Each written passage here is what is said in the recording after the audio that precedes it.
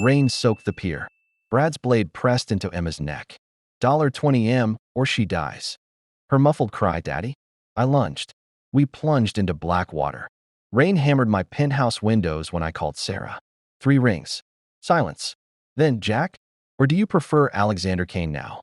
Her voice was flatter than I remembered. We met at the Rusty Anchor, that dive bar near the docks where Rachel and I had our first fight. Sarah arrived in a rain-soaked trench coat, eyes wary.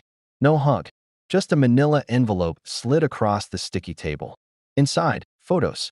Sophia, 13, all sharp angles and stormy eyes, clutching paintbrushes like weapons. Liam, 11, staring blankly at a dinosaur book, the same one I'd read him every night. And Emma, 9. God, Emma. Sunshine curls, but her eyes. "See it now?" Sarah muttered. "Blue. Ice blue. Like mine. Not Rachel's brown. Not Brad's muddy hazel, mine." Sarah's finger tapped Emma's photo. "She asks about you. When's Daddy coming back from his trip?" My throat closed. Then the ultimatum. Set up $500,000 trusts for each by Friday.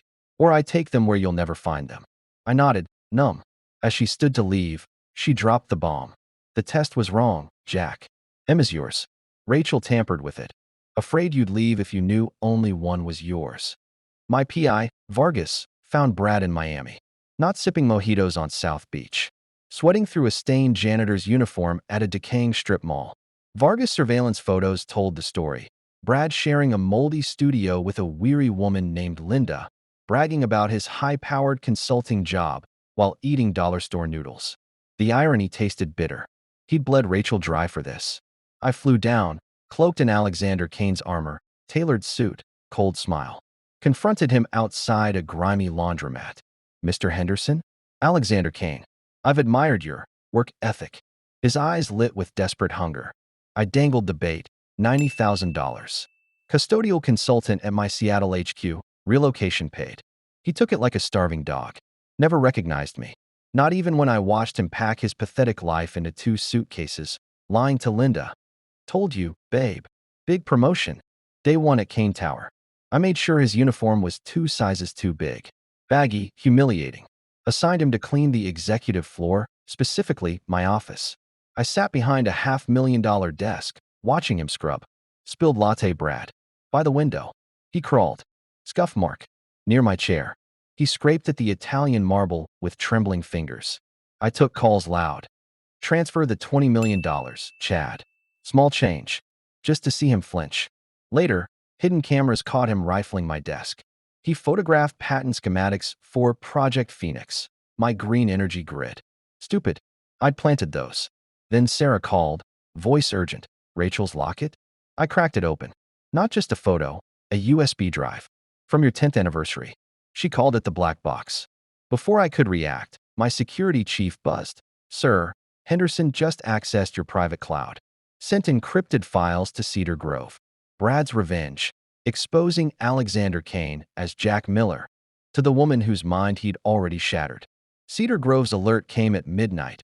Rachel Miller, missing. Security footage showed her slipping out a fire exit, clutching the locket USB like a talisman. Vargas traced her to a cracked payphone downtown. She'd called one number, Sarah's. Sarah's home security feed arrived on my phone in real time. 3:17 a.m.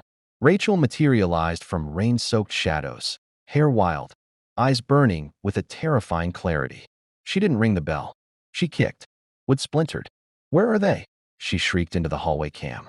Sarah barricaded the kids in a panic room, whispering, "It's mommy, but not mommy." Rachel rampaged, smashing Liam's Stegosaurus lamp, tearing Sophia's haunting paintings. Then she found it, Emma's forgotten stuffed rabbit. She held it to her face, inhaling deeply, and screamed like a wounded animal. "She's mine, Sarah. He can't have her." The sound haunts me. Not broken. Primordial. Emma's DNA report hit my inbox at dawn. Probability of paternity, 99.7%. My daughter. The word ignited something primal. Then Vargas' call. Henderson's gone. So is a Cain Tower security knife. Sarah's text chimed. Emma missing. White van. Pier 54. I raced through storm-lashed streets. Found them on the rotting pier.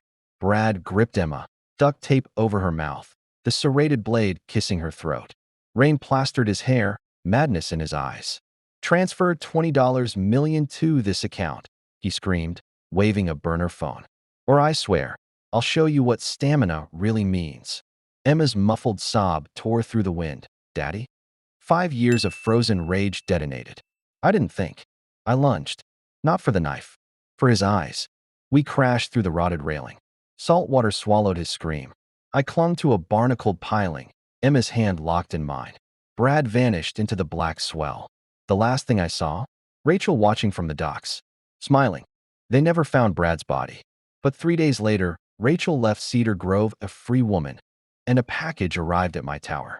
Inside, a waterlogged janitor's uniform, and a note, "Game on." Our Part 3 isn't revenge. It's war. In Part 3, Rachel uses Brad's death to sue for custody of Emma. Sarah sides with her, revealing a pact they made the night I vanished. And Liam? He starts drawing pictures of a body sinking in dark water. Subscribe. The depth of betrayal is just beginning. Subscribe.